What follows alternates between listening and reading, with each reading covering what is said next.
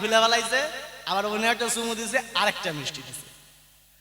দাদু মনে মনে ভাবতেছে ভারী কায়দা, তাহলে মনে হয় প্লেনে মনে হয় ধুতি খুলিয়ে বসা লাগে নাকি, ধুতি খুলিয়ে বসলে মনে হয় মিষ্টি দেবে। এবার মনে মনে ভাবেন তো তাই, দাদুর সোনা আর নাতির সোনা কি এক সোনা নাকি? কেউ করে নাই দেরি, দাদুর তো হুড়মুড় করে দিছে গুড়ি। তো খেপা, শিয়ালের সিং সাপের পাও দেখলে ধনী হওয়া যায়, এ কথা সত্য, তার দৃষ্টিকর্ষণ দরকার তো নাকি? হ্যাঁ, সত্যি কথাই, এই কথাটা বাস্তব সত্যি। শিয়ালের সিং সাপের পা দেখলে ধনী হওয়া যায়, তবে তার দৃষ্টিটা চাই। মহাজন যখন বলেছেন তার অবশ্যই দৃষ্টান্ত আছে। চলুন আবার একটু গানে গানে যায়। হ্যাঁ আসো, কই সময় নেই। শাস্ত্রীয় বললেন, শাস্ত্রীয় আলোচনায় একটু আসতে চাই। বলেন শৃগাল রূপী শৃগাল মানুষ যদি না হতো তাহলে জীবজগৎ কখনো সৃষ্টি হতো না। কিভাবে হয়েছিল তা একটু সুর ছন্দে বললেই বোধহয় ভালো হয়।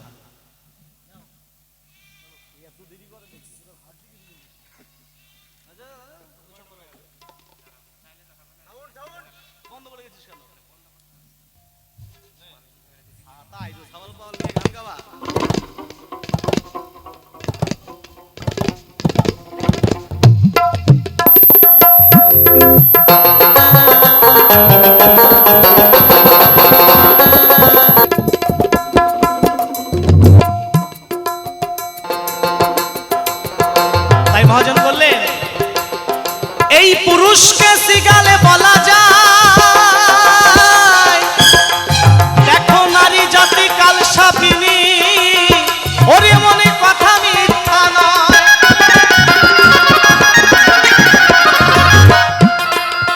ফকির জালালউদ্দিনের এই পথখানি ও প্রশ্ন রেখে গেছিল, কাজে জালালউদ্দিনের পথ দিয়ে উত্তরটা দেওয়া হয়েছে। বললেন পুরুষ জাতি শৃগালের ন্যায় কেন? ওরে আদ্যা শক্তি মহামায়া একদিন ওরে মনে মনে ভাবে, আরে অসুর নিধনের লাগি রণ করিতে যাবে।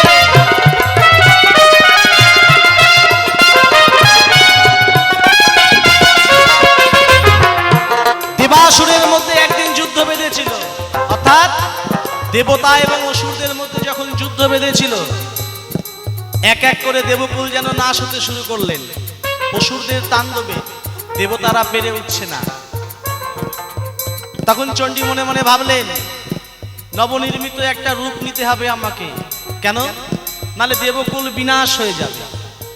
আর অসুরের যা তাণ্ডব শুরু হয়েছে তাতে কেউ পেরে উঠছে না। আদ্যা শক্তি দেখো সেদিন কি কাণ্ড করে হায়, আরে অসি হাতে নিয়ে সেদিন রণ করিতে যায়। আশা মাত্র যতই অসুর ওই না কাটিয়া গো দেয়, আরে পরা মাত্র রক্ত সেথায় ওই নাই অনেক অসুর হয়।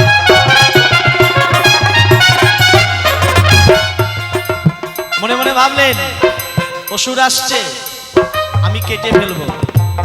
যখন কাটতে শুরু করলেন, কাটার উদির ধারা যখন মাটিতে পড়ে, সেই অসুরের কাটার উদির ধারা মাটিতে পড়া মাত্র যেন হাজার হাজার অসুরের সৃষ্টি হচ্ছে। দেবী তখন মনে মনে ভাবলেন তাই সর্বনাশ, এভাবে যদি অসুর বাড়তে থাকে আমি কত কাটবো। ওরে কৈলাসপতি শিব ভোলানাথ কৈলাসে দেখতে পায়, আমার গৌরী মারা যাবে ওই রণে মহাশয়। দেবাদিদেব ভোলানাথ লীলা সহায়কারী মনে মনে ভাবলেন সর্বনাশ, আমার শক্তি তো আজকে প্রাণে মারা যাবে, কেন যে হারে অসুর সৃষ্টি হচ্ছে আমার শক্তি একা পারবে না। কৈলাসেতে শিব তখনই কি কাণ্ড করে, ভোলানাথ রূপ ছেড়ে দিয়ে শৃগাল মূর্তি ধরে।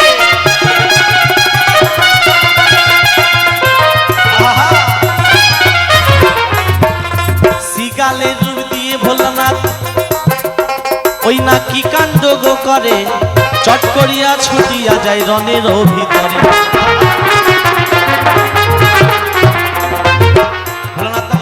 ভাবলেন আমার ওই রণভূমিতে যেতে হবে।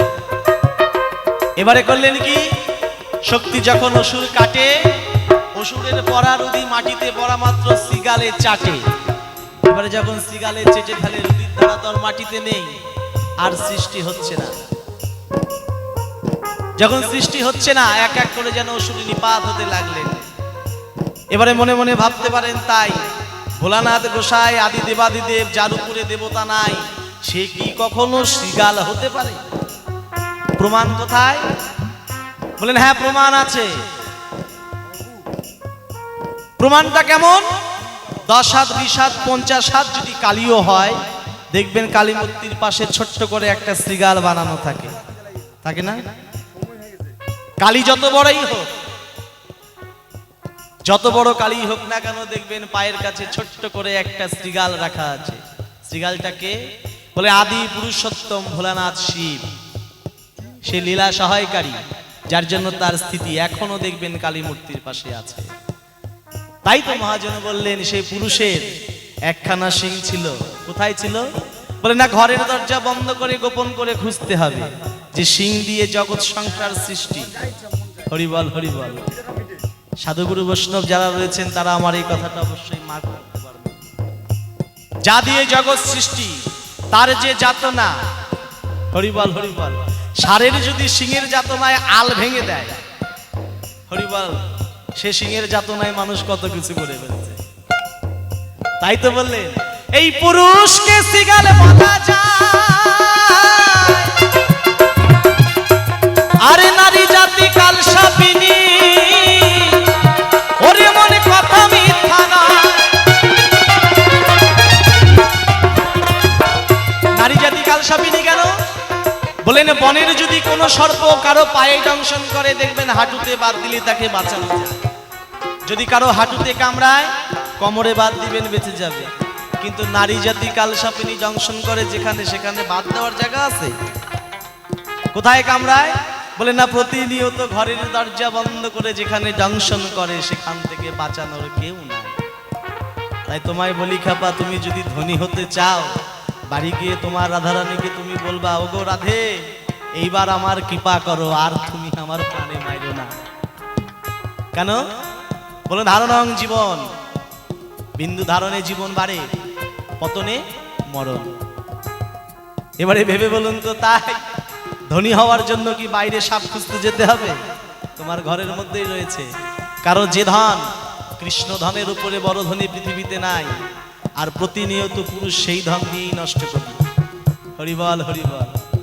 তাই তো মহাজন বললেন, ওই পুরুষকে শৃগাল বলা যায়,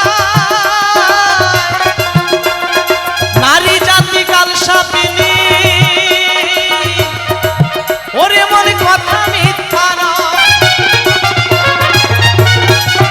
ফকির জালাল বলে ঠিক বলে যায়, বাউল জালাল বলে, ও ফকির জালাল বলে ঠিক বলে যায়, ওই না বাউল তত্ত্বের বিবরণ। আমি উল্টো কথার ভাও করে দিই, শোনো দিয়াম, আমি উল্টো কথার ভাও করে দিই, শোনো দিয়াম। তুমি জন্মের আগে খেতে গেলে, ওরে জন্মের আগে, ওরে জন্মের আগে খেতে গেলে পঞ্চভূতির বাড়ি নিমন্ত্র। আজ উল্টো কথার ভাও করে দিই, শোনো দিয়াম, আমি উল্টো কথার ভাও করে দিই, শোনো দিয়াম, আমি উল্টো কথার ভাও করে দিই, শোনো দিয়াম। জয় নিতাই গৌরী প্রাণেন্দু বাহু তুলে হরিবল হরিবল হরিবল হরিবল।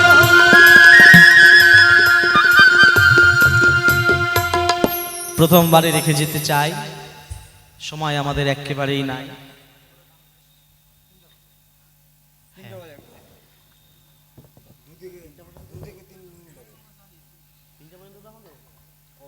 হ্যাঁ, সময় আমাদের একেবারে শেষের দিকেই, হয়তো দেখতে দেখতে শিল্পীও চলে আসবে।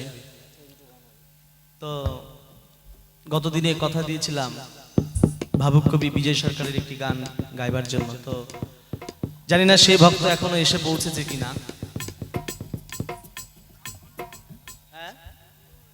শুনতে পাবে, তাহলে একটা ভাবুক কবি বিজয় সরকারের গান দিয়ে আজকের মঞ্চ আমি সমাপ্ত করি নাকি?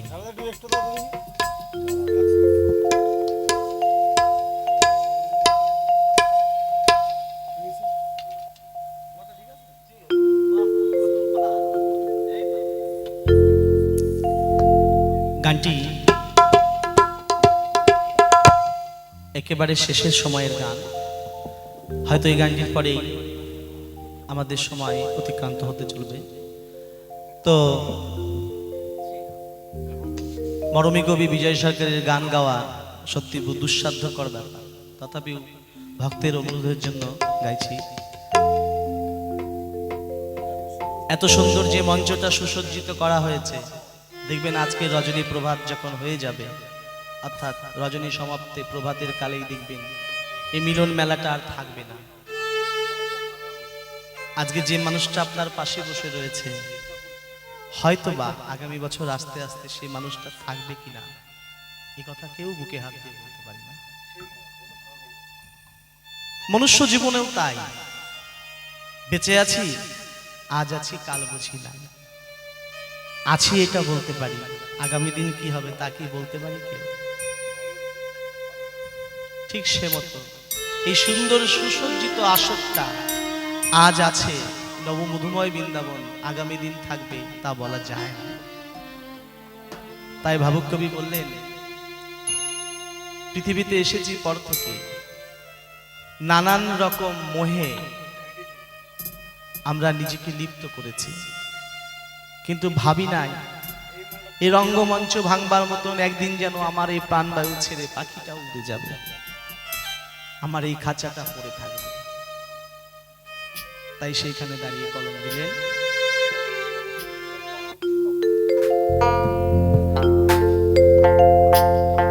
এই গানের পালা শেষ হইলে ওরে আসর ভেঙে যাবে,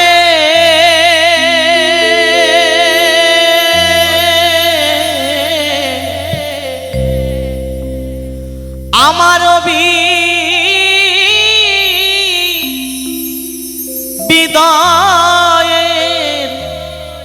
বিদায়ের শেষে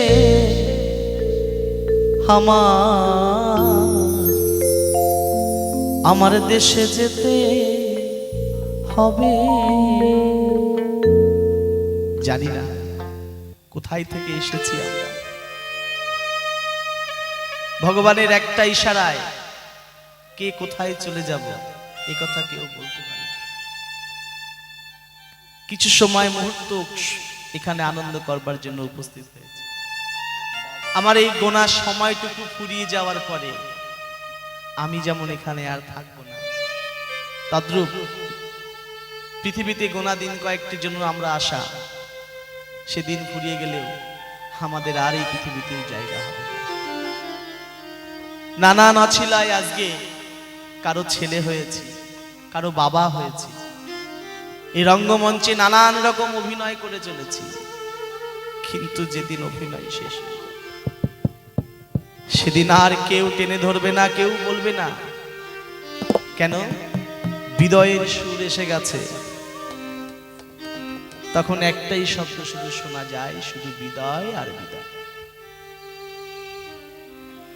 ওরে এমন কৃষ্ণ ভক্ত এই সাধু সঙ্গ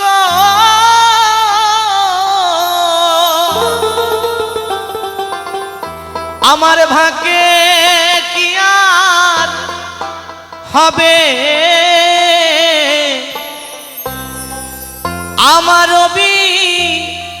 বিদায়ের শেষে আমার দেশে যেতে হবে।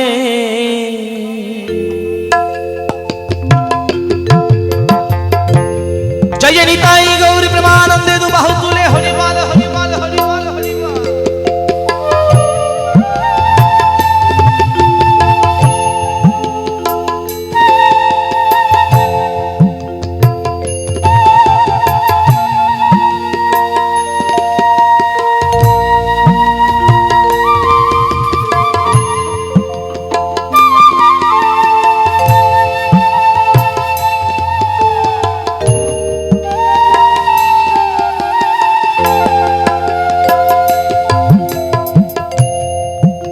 গানের পালা